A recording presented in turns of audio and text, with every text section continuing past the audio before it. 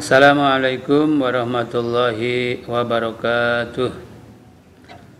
Bismillah, alhamdulillah, usalli wa usallim ala rasulillah wa ala alihi wa ashabihi wa man walah. Para jamaah sekalian, pengajian yang sudah menjadi rutin, yaitu setiap Jumat malam kita mengkaji dan mengaji dua kitab. Yang pertama kitab Safinatun Najah, yang kedua kitab Lubabul Hadis. Maka pada kesempatan hari ini mari kita bersama-sama mendoakan dulu terlebih dahulu guru-guru kita, khususnya Abi, mudah-mudahan diberikan panjang umur, sehat walafiat, dan bisa mengajar kita lagi. Ala hadhihi niyat wa ala kunnatin sholihat ila hadratin nabil muttaba rasulillahi sallallahu alaihi wasallam. Al-Fatihah. A'udzubillahi minasyaitonir rajim. Bismillahirrahmanirrahim. Alhamdulillahirabbil alamin arrahmanirrahim maliki yaumiddin. Iyyaka na'budu wa iyyaka nasta'in. Ihdinas siratal mustaqim. Siratal ladzina an'amta 'alaihim ghairil maghdubi 'alaihim waladdallin. Amin. Terima kasih. Mari kita awali dengan membaca doa ta'lim. Bismillahirrahmanirrahim. Allahumma salli ala sayyidina Muhammadin wa alihi wa sahbihi ajma'in. Allahumma inni asta'inuka wa as'aluka an taj'alani min ibadika salihin. Allahumma wafiqni li ta'atika wa ittiba'i rasulika wal birri biwalidayya wa husni talaqi min masyayikhi. Allahumma ij'alni minal hukama'il muzawwadina bil ilmi mal istiqamati fi ibadatika wa husni syukrika birahmatika ya arhamar rahimin. Rabbana atina min ladunka rahmatan wa hayyi lana min amrina rasada. Rabbi zidni ilman warzuqni fahman. Rabbi shrah li sadri wa yassir li amri wahlul 'uqdatan min lisani yafqahu qawli birahmatika ya arhamar rahimin. Alhamdulillahirabbil alamin. Kesempatan ini mari kita menyongsong bulan suci Ramadan, karena ada hadis Nabi yang bunyinya man fariha biduhuli Ramadan haramallahu jasadahu 'alan niron. Barang siapa yang merasa senang, merasa gembira, merasa girang dengan masuknya bulan suci Ramadan, meskipun masih beberapa hari lagi, beberapa pekan lagi, kita sudah merasa gembira, maka haramallahu jasadahu 'alan niron. Allah mengharamkan jasad orang itu masuk ke api neraka. Itu baru gembiranya saja. Tapi bukan berarti kita datang Ramadan cukup dengan gembira, tidak melaksanakan puasa Ramadan. Itu pengertian yang salah, pemikiran yang keliru. Artinya gembira di sini kita persiapkan jiwa kita, persiapkan diri kita, persiapkan ilmunya untuk memasuki Ramadan, untuk melaksanakan bulan suci Ramadan. Oleh sebab itu, saudara-saudara sekalian, jamaah pengajian remaja di Majlis Al-Ihya Gang Rantai ini, mari kita sambut dengan membahas tentang syarat-syarat sah puasa. Bismillahirrahmanirrahim. Faslun surutu sihatihi arba'atu asya. Islamun wa aklun wa naqaun min nahwi haidin wa ilmun bikaunil waqti qabilan lisaum. Pasal ini akan mengomentari atau akan mengupas tuntas, tegas, lugas, dan ikhlas insya Allah, yaitu tentang syarat-syarat sahnya puasa. Syarat artinya di luar puasa. Jadi sebelum kita memasuki Ramadan itu, kita harus terlebih dahulu mengetahui syarat. Syarat itu sangat dibutuhkan loh. Di berbagai bidang tanpa syarat tidak bisa diterima. Mau kerja tanpa ada syarat nggak bisa terima. Mau makan harus ada syarat. Mau sholat syarat. Seluruh gerak hidup kita itu memerlukan syarat. Termasuk orang yang mau nikah ada syaratnya loh. yaitu syarat pengantin laki-laki dan pengantin perempuan ya.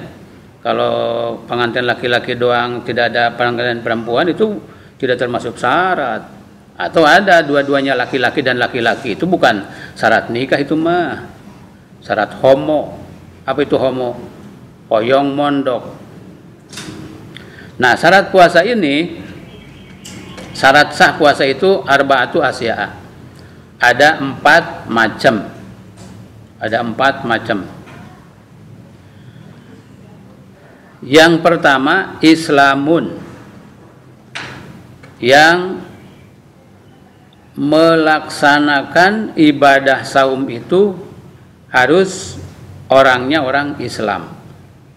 Apa itu Islam? Islam itu artinya menyerah kepada Allah, taat dan menyerah kepada perintah Allah, yaitu Islam. Artinya dia sudah bersahadat, sudah bersaksi bahwa tidak ada Tuhan selain Allah, dan bersaksi bahwasanya Nabi Muhammad SAW adalah utusan Allah. Berarti dia sudah menjadi seorang muslim.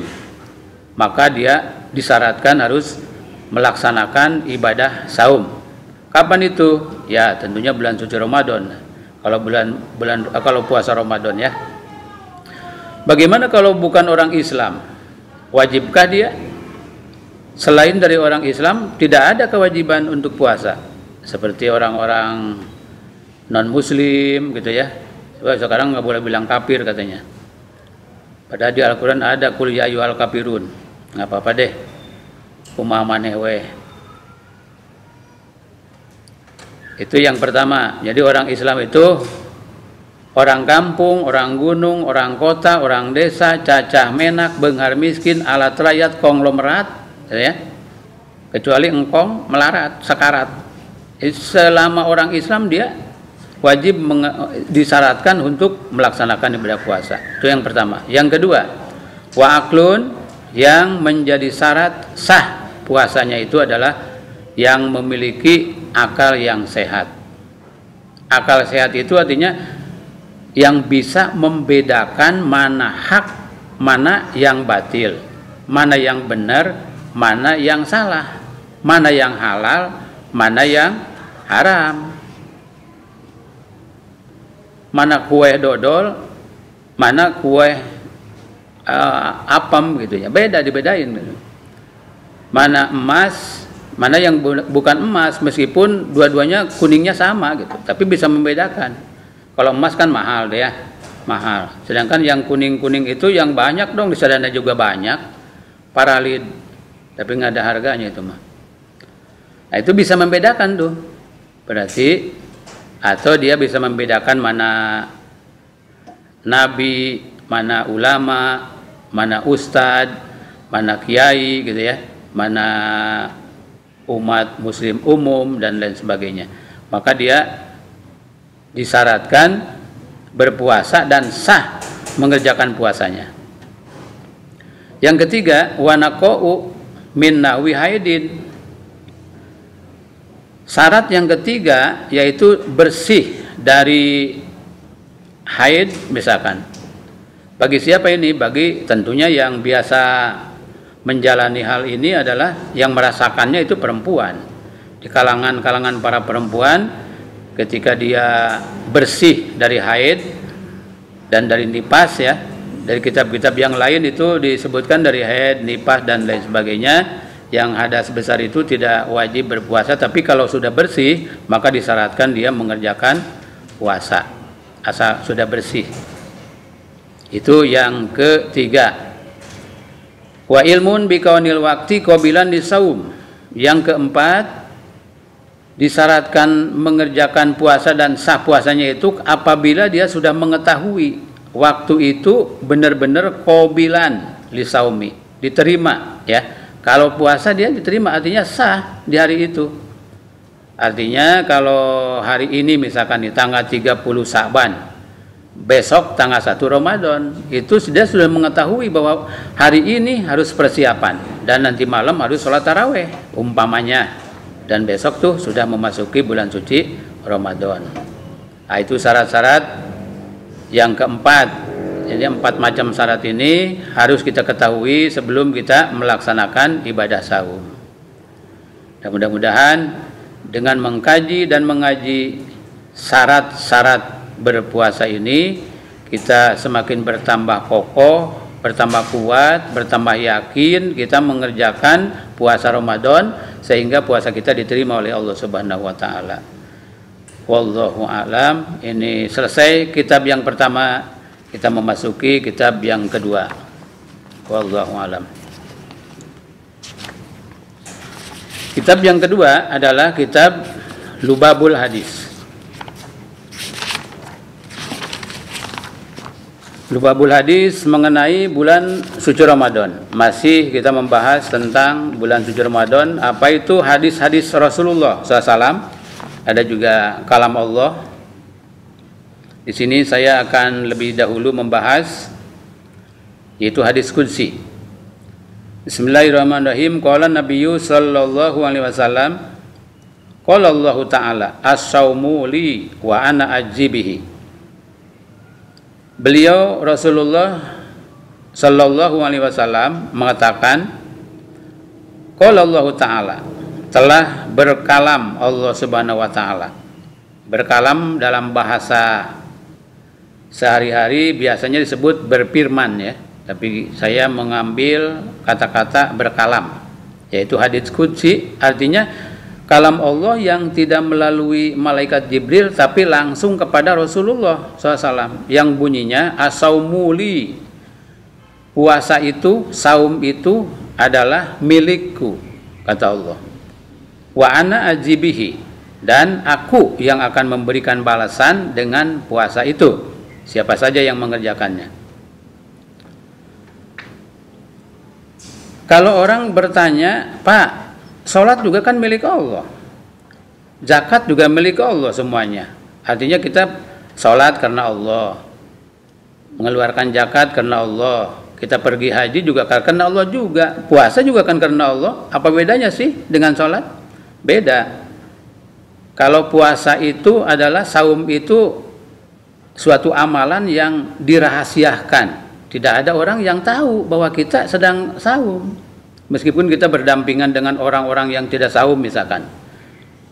Orang-orang yang tidak saum, kemudian kita juga lagi saum, maka kita berbaur dengan mereka. Tidak ada orang yang mengetahui bahwa kita sedang saum misalkan ya. Sedangkan Allah tahu bahwa kitalah yang sedang saum. Maka itu yang dimaksud as-saumuli. Puasa itu, saum itu adalah milikku dan aku yang akan memberikan balasannya.